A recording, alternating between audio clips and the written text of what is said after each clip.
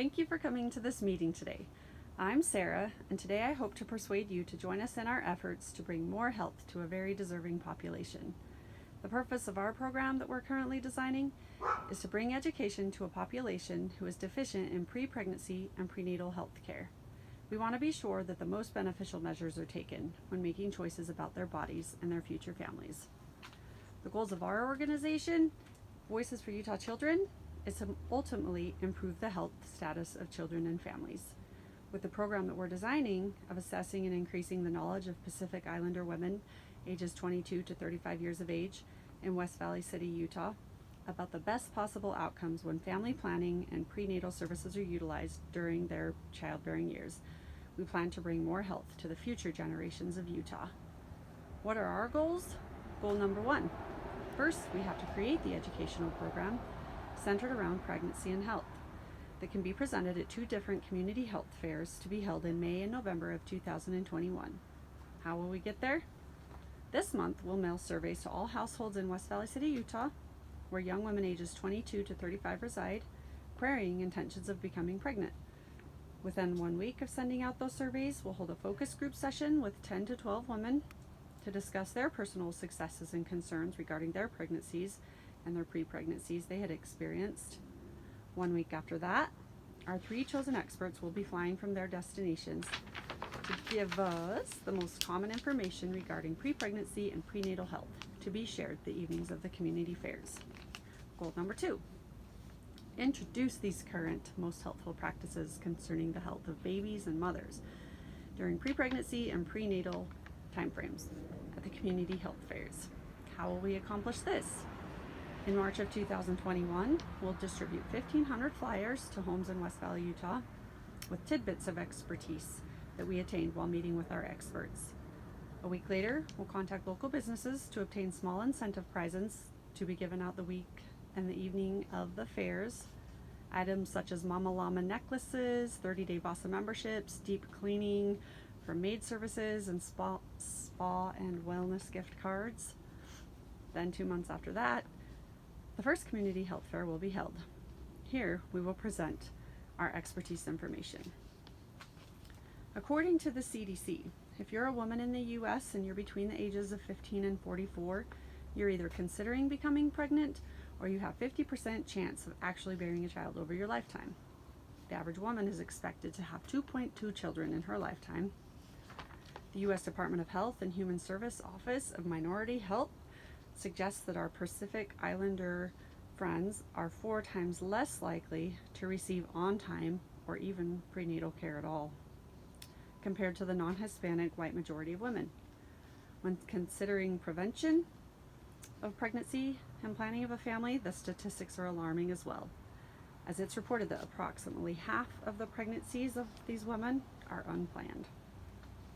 In the year 2009 in the state of Utah, when it was realized that Pacific Islander women's infants were twice as likely to die from SIDS as other infants throughout the state, it became a top priority and a focus of the Utah Department of Health Office of Health Disparities. Studies were performed raising awareness on issues such as health disparities among the Pacific Islander women, health promotions, outreach programs for preventative care resources, and working alongside the March of Dimes Prematurity Summit. Governmental health programs were put into place to reduce preterm birth. In many regions, there are places known as maternity care deserts. In Utah, though, those places are non-existent, almost non-existent, especially in the area where we're implementing our project. There's evidence that education addressing multiple risk factors regarding pre-pregnancy and prenatal health leads to increased healthy behavior among women.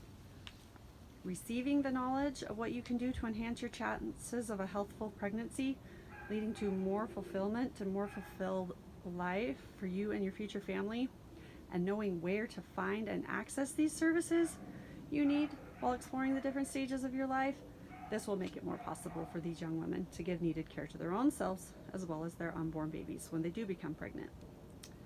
Working together to make it possible for a woman to receive a range of services multiple times throughout her life is a starting point to promote health of a group of people as a whole. What is our methodology? during the May and November community health fairs, we'll be organizing Pacific Islander women between the ages of 22 to 35. They'll receive pertinent information that we've attained from our 3 experts that we have connected with during implementation of our project.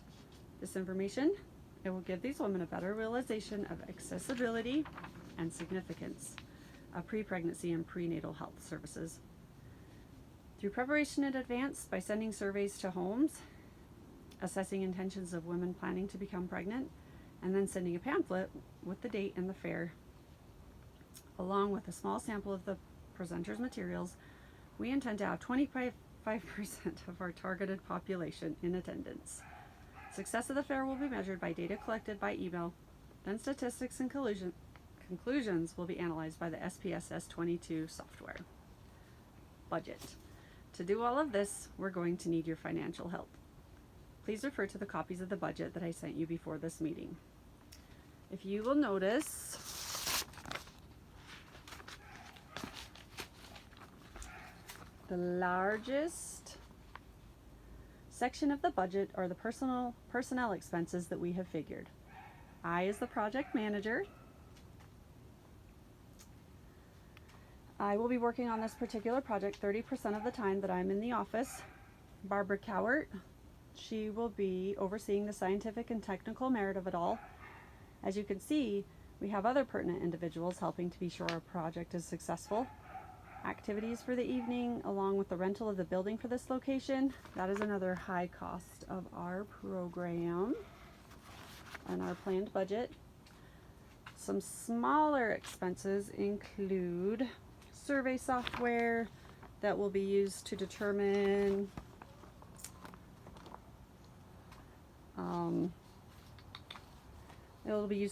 our statistics,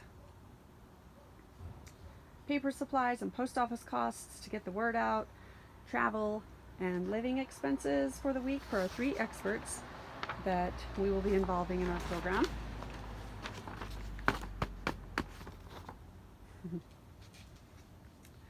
Marketing costs, prizes, and incentives for our target population. Oops. Wait, is that right? That's right. There we go.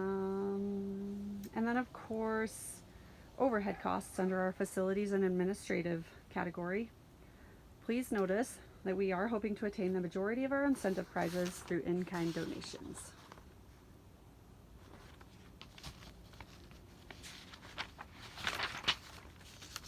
The last item of business that I would like to focus on today is why you should team up with Voices for Utah Children and Utah Valley University and our proposed project. We've been working to improve the health of children and families for 25 years. With our 7 full-time staff and our multitude of board directors, we spread awareness, influence policies, and we unite in our community. 2 large projects that we organized last year. One project provided contraception and preventative services for young Latino women within our community. And the other project assisted over 2,000 women in the Salt Lake County area with prenatal care for the duration of their pregnancies. Also, for 3 years straight now, Voices for Utah Children has received the Hats Off Award, an award given for acknowledgement of reaching your organization's goals and making notable positive differences in the community. We've teamed up with Utah Valley University to design this program that we've been discussing today, as well as many other projects in the past. With their 75 years experience, they serve valuable knowledge to over 40,000 students a year. With their 15 faculty and staff in their public and community health department, they specialize in health education, promotion, science, community health, fitness and wellness management, global health, public administrations.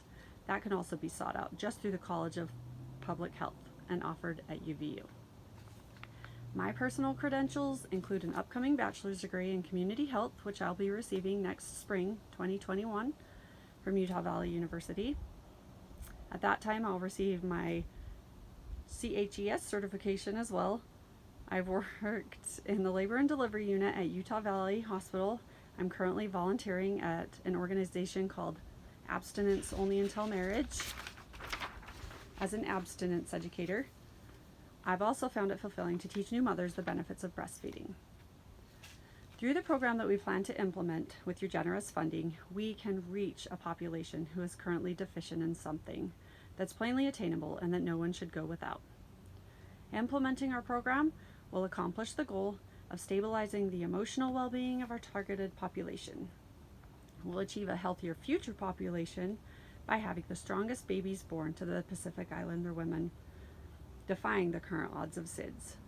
The financial outlooks of these families in our community is more secure, which is in the interest of a society as a whole. Voices for Utah Children, in partnership with Utah Valley University and the support of Healthy Tomorrow's Partnerships for Children's Programs, could bring about a program to influence pre-pregnancy and prenatal practices of Pacific Islander women in West Valley City, Utah. We look forward to working with you soon. Thank you.